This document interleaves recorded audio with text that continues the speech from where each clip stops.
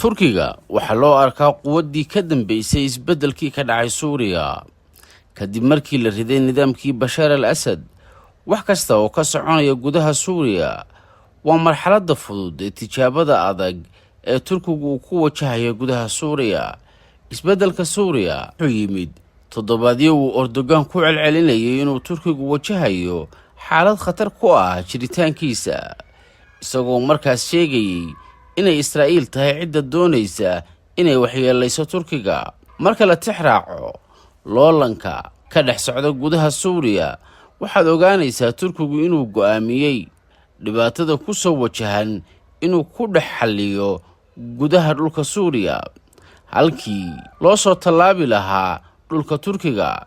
nuxurkuna waa in ujeedda la'aan uusan turkigu ugu dhaqaaqin xilka tuuristii nidaamkii bashaar al asad.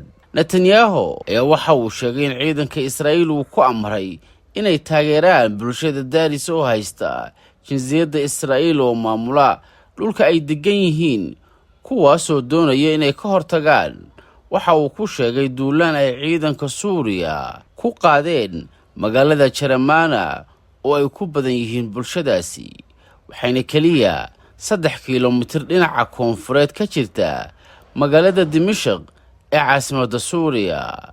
sida uu baahiyey wargeyska Washington Post oo soo xiganaya war-saxaafadeed uu sii daayay xafiiska Netanyahu iyo taliska ciidanka Israa'iil oo lagu sheegay ogolaan doono in maamulka argagixisada ee islaamiyiinta xagjirka ee suuriya uu waxyeello u geysto bulshadan.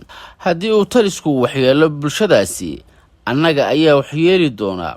waxaa naga go'an walaalaheenna inaan caawinno inay sameeyaan wax walba si ay uga hortagaan waxyeellada walaalahooda daaris ee suuriya.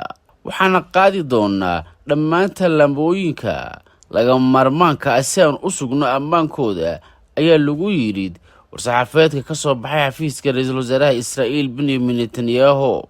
waxa uu hadalkan ka doonayaa Benjamin Netanyahu ayaa ah inuu helo cudurdaar uu ku gaariyo Dimashq si loo afgembiyo nidaamka uu hogaaminayo Axmed Sharac, sabab la xiriirta in nidaamku yahay miduu gadaal ka taagan yahay Turkiga, ama nidaamka ayaa loo rogi doonaa mid magac u yaal u ah oo aan helayn ul uu ku tuuro dhinaca Israa'iil. hadalkan kadib waxay baahisay wakaaladda wararka ee Turkiga Anadolu.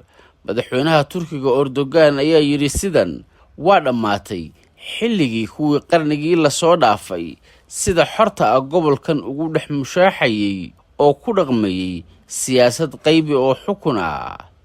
wixii hadda ka dambeeya mustaqbalka gobolka waxaa hogaamin doona dadkii hore u lahaa, ayuu yidhi madaxweynaha Turkiga Recep Tayyip Erdogan. isla maanta waxaa kaloo la arkay inaysan dhibaatada suuriya ka jirin koonfurta oo ciidanka Israa'iil ay joogaan deegaan 19 kiilomitir u jira caasimadda Dimashq. si la mid ah waxay khatar ka jirtaa dhulka ay maamulaan kurdida xiriirka la leh Israa'iil ee ay matalayaan ciidanka SDF la yiraahdo.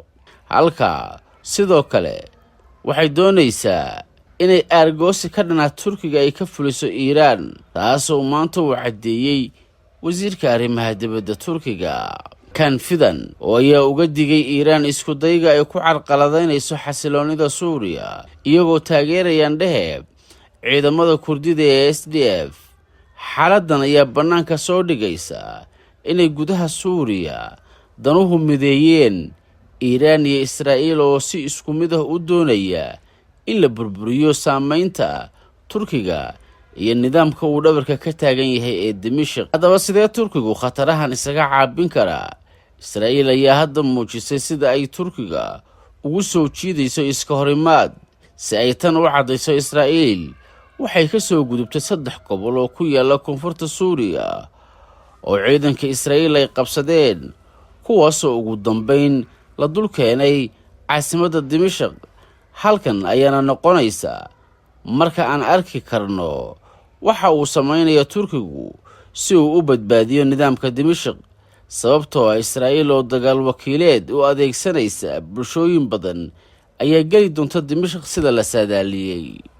xaaladani waxay u baahanaysaa dhexdhexaadiye oo Maraykanka oo ay hadda Israa'iil bilowday inay la wadaagto qorshaheeda nooca nidaam ee ay doonayso in laga dhiso Dimashq, kumana filnaan Israa'iil isxakamaynta ay la yimaadeen sharac iyo nidaamkiisa oo aan qaadin tallaabo ka dhan ah Israa'iil oo qabsatay dhul ballaaran oo gudaha Suuriya. weeraro xilliga ay doontana ka fulinaysa Dimashq waxay ku andacoonaysaa Israa'iil nidaamka Dimashq inay maalin soo weerari doonaan Israa'iil haddii loo oggolaado dhismo ciidamo iyo awood military. taa beddelkeeda waxay doonaysaa Israa'iil maamul la mid ah midka ka dhisan dalka Lubnaan. ugu dambayntii, isku darka waxaa ka dhex socda Suuriya waa inay jirto hubanti la'aan mustaqbalka Suuriya ah. wax kastana kuma dhammaan in la riday nidaamkii Bashaar al-Asad ee halka uu ka bilowday loolanka aan arkayno.